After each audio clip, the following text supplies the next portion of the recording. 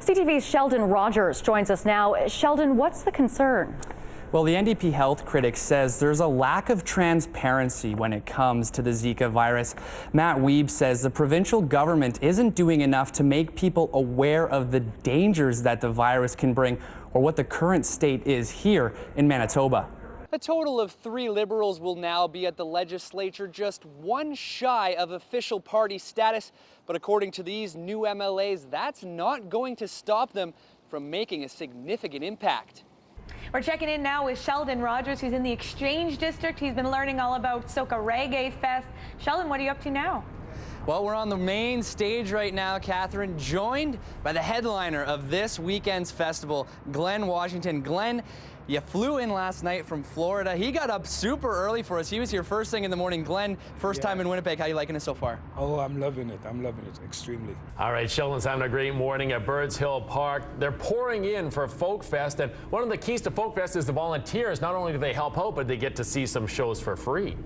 Exactly, and you know, on a day like today when the sun is shining and everyone's coming in to get set up, a volunteer is going to come in handy. I'm joined by Amy Samos. Amy, I understand you've been doing this for a long time. How long have you been coming down to Folk Fest and volunteering your time? All right, when I think of a pogo stick, I think of a toy from a bygone era, but apparently there's extreme pogo sticking going on these days, and Sheldon's going to tell us about that at the Red River X. Yeah, exactly. Just when you thought you were cool as a kid doing no hands or maybe a 180, these guys are going to put you to shame. This is the ex-Pogo team. I'm joined by Tone. This is just 3 of the many of the team that travel around. Tone, thanks for joining us. Look, whoa, nothing there. A few wood chips and some dried up varnish is all that's left of a handcrafted sculpture on Gary Foydart's front lawn. Even knowing that it might happen, when it does happen, it's still a kick in the gut. Foydart has been carving wooden sculptures for more than 25 years. He spent 50 hours creating this life-size eagle, but after showcasing it on his front lawn for a few weeks, the sculpture is gone. You can't leave anything out in Winnipeg, and it's a sad statement on how our society's going.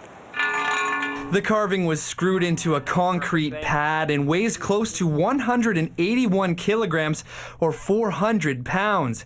Foydart says it would have taken a lot of manpower to get it off of his property. You can see the scrape marks where they dragged it across. They couldn't lift it. They dragged it across the lawn and to a waiting vehicle. Foydart says police told him there isn't much that can be done to try and track down the piece. Neighbors on Kilderoach Street say these kind of crimes are becoming more common.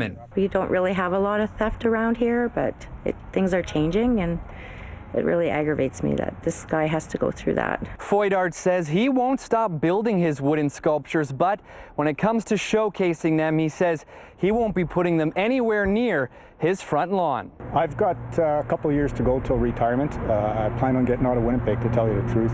The petty crime is getting out of hand, and yeah, I'll showcase my work out of town, my talents out of town. Shelden Rogers, CTV News, Winnipeg.